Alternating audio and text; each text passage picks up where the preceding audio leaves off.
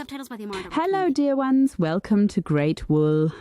And warmly welcome again to a sample guide with the loop version. So with the wool, which consists of small loops that can be pulled through each other, the wool is used completely without crocheted or processed without knitting needles, just with hands only. A super simple method. You'll see exactly how it works, of course. And here you can already see the result with this cute pattern with this lines that run up from right to left like this. Super beautiful, neat and quite symmetrical. And of course, I'll show you how to do it. Have a lot of fun. All right, dear ones, let's start with this wimp. Wool here with the puffy wool, and this is quite special yarn. You see, I have these loops on here. These loops, they get pulled through each other, then they form the beautiful pattern. It is 100% possible. We have micro polyester here. Color is number 2, this mustard tone, and the whole thing is 100 grams. So this ball here, this big one, and 9 meters in length in total. So relatively short, but one also has a very strong. So one has a very high speed with it. It can be processed very quickly and easily. Working. So I've just taken out the center here and we take a closer look at the thread. So I always have this loop in progress. So these loops always come directly after each other. They are about 2 to 3 centimeters high, go around once. And for the pattern I want to create, I'll first place the thread here. The start is here. I skip 2 loops at the beginning. I cut them directly once. Subtitles by the Amanda. When you cut through the center, the whole thing opens up and you get a piece of thread here. I'll use that later to secure everything extra. So I open 2 of the loops here, then I count an odd number for the pattern I want to make. Cast off stitches. Of loops, I have 3 pieces here. That's 5, 7. And I add 2 more and then arrive at 9 loops. 9 of these loops are now lying here side by side. 1, 2, 3, 4, 5. Again, 1, 2, 3, 4, 5, 6, 7, 8, 9. So then I take the 10th loop. The color now goes around the back and now runs from right to left again. And now I'm taking the next loop and pull it through the last one that I counted. These were now loops 9 and 10. And I have 8 more lying open here. I always consider these as pairs. Here I have 2 and then I have a total of 4 here. So another 2 times 2. I've already completed the first. I am now looking at the next 2 that are lying here. These are the 2. And now I am not pulling exactly the one I have here through. But I want the pattern to run to the right. So I pull first the next loop that I have here through the next one in front. And then I actually let the 9th loop, this one, run over the 8th. And pull here at the back the next loop through this one. And get it here now. This cross.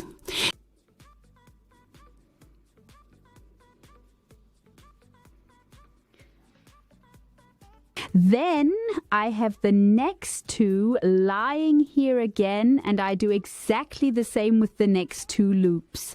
First, the first one I have here, or the second one I have here, and the first one at the back.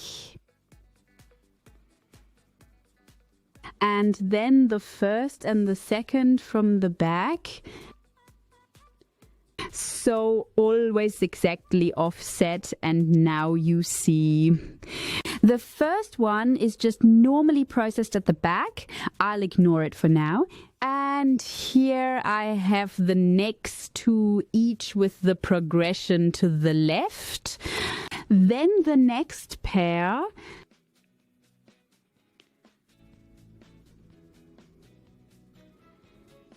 Again, first the first one. So the second one goes through the first. Subtitles commission by CDF for font. Then 2017. once exactly offset. Again, the same course here, and then I actually only have two left here. Subtitles with the Mardo Pass the community. first through the back, the second through the front. And then let the other two run over it.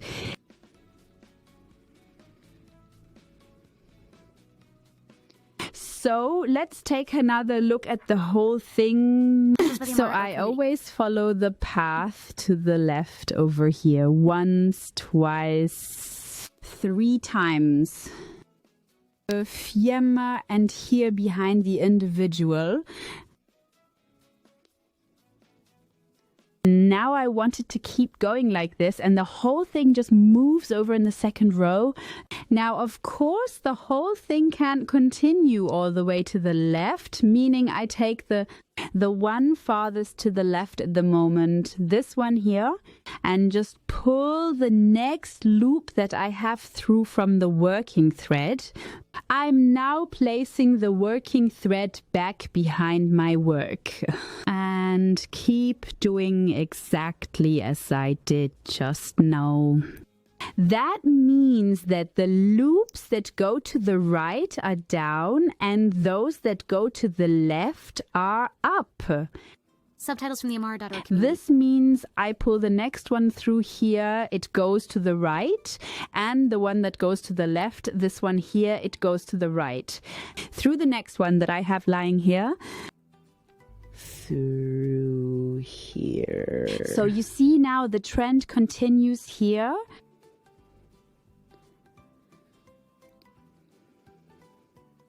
Then I have the next 2 loops here and the next 2 on the working thread. I want the sequence to continue here. That means I am taking this one. Pull the second one from the top through and then take the one where I continue the course. And pull the first one from the top through. And I also continue the course here. Then I have the next 2 here again, up here again, next 2 loops. You have to pay a little attention. This is the first one I just finished. Don't get them confused. Really take the one that is lying open on the work thread and only then work off the lower loop. So continue the course to the right and then continue the course to the left. We see this now here. The 3rd time in a row.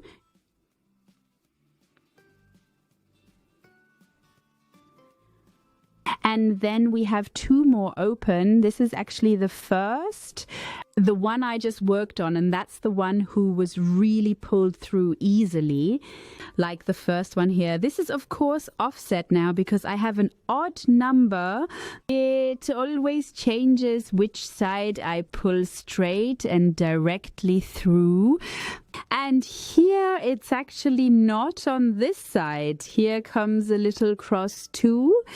So here once through, and then comes this one from the far right. I am pulling And then next time I get the course, so I have 4 struts that are now running diagonally here. Goodbye, see you next time. And then always here the edge. And with that we continue now. Subtitles from the Amara I'm now working on the edge stitch again, meaning the one I just pulled through, which is now on the far right. I now lift the rounds from the back and then work the next 2 rounds together. The one I have lying here, and then I take the one going to the right, pass the second one through the first one, and then here, so done that I catch the wave. I get to the left, you see it now. It's going up here and I have 2 more on the outside. As said, it goes up here and then I have the next 2 here. Take the second one from the back again. Lift the first one up. And then I take the next one here. And pull here. Also go through the whole thing once. And then here I get the further course up. So you see the whole thing runs completely to the left once. Here I have the next 2 again. Take the second one here again, lift the first one from the back, take the first one here and pull through the next free one again. And so I get another little cross mark and I also get the trend to the left. I'll show this here again. I have 2 more open now. This is actually the edge stitch from earlier. And here, take this one too. Lift the first one from behind and the next one comes here. This is the first one in the front where I lift the second one through and then also get the trend over here.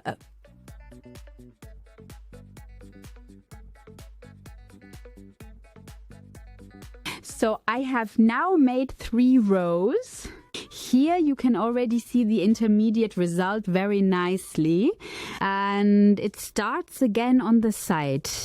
So I'm working on the edge loops here. That means I'm taking the first one, which is currently on the left side, and lifting it from the back through, and then it goes all the way again. So this row here has reached all the way to the left. It doesn't go on there, meaning that's where it ends, and then a border stitch is placed here. And I'll continue with this. And very soon this row is here.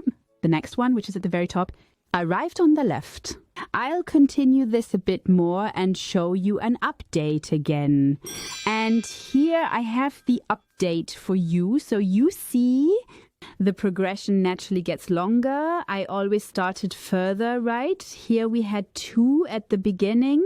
Those that went to the left, then there will be more and more over here. And you have now completely raised the pattern once. I always start new stripes just right, which then go all the way. Move to the left. I'll show you the back now. We have a gradient there too.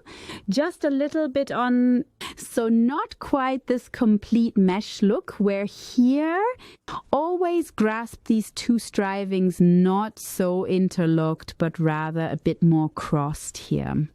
So as I said, the back of it is lying there. The other side is of course much prettier, but the whole thing doesn't roll in at the sides. That's also an advantage of this pattern. And just here too, a striving runs over, so definitely a noticeable pattern. I will continue this over the entire 100 grams and then show you the result again. So my dears, I have now worked the pattern once over the entire knob. You can now see the scarf in progress again. With these, driving these to the side turnips. Skipping is super easy. A simple pattern, but really, really pretty. You also see, if I bend it like this, you can see the other crosses that are behind it, correspondingly here on the back side as well. And then I'll show you how I take it all off. Concluding. Because I only have 4 left here. Do I still have 4? No, it actually, yes. 4 from the loops left. Of course, that's not enough for a complete additional row. That's why I'm going to the side now. Where I currently don't have the working thread, that's on the right side for me, I grab the outermost one of the loops and pull it through there. Then I've already secured the last one. Then I take the one I now have as the last, pull the adjacent one through again, and that once across the entire row. Pull the loop lying in front through the current last one. Here at the top, I get this finishing edge. And soon I will have reached the end here.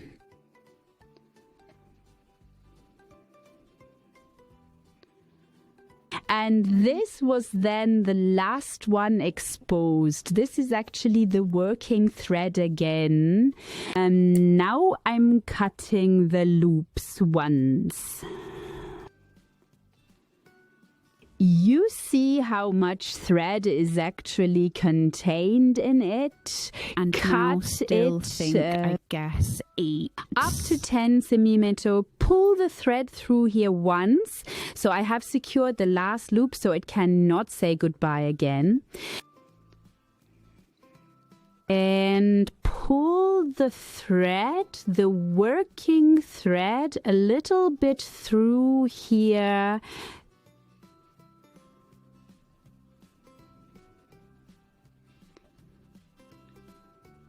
In this pattern, he can hide very well, and then I actually finished with the scarf on this side.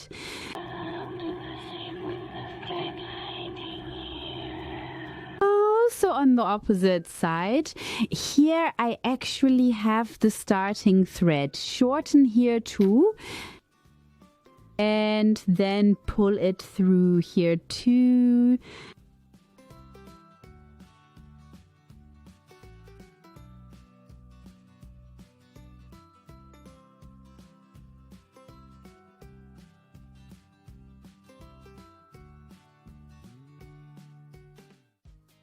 And with that, the scarf is indeed complete. Completely finished. I hope you guys enjoyed this tutorial and it was fun. If so, leave a thumbs up, subscribe, bell. Don't forget to activate. And then we'll see each other next time at Tolle Wolle. See ya, bye.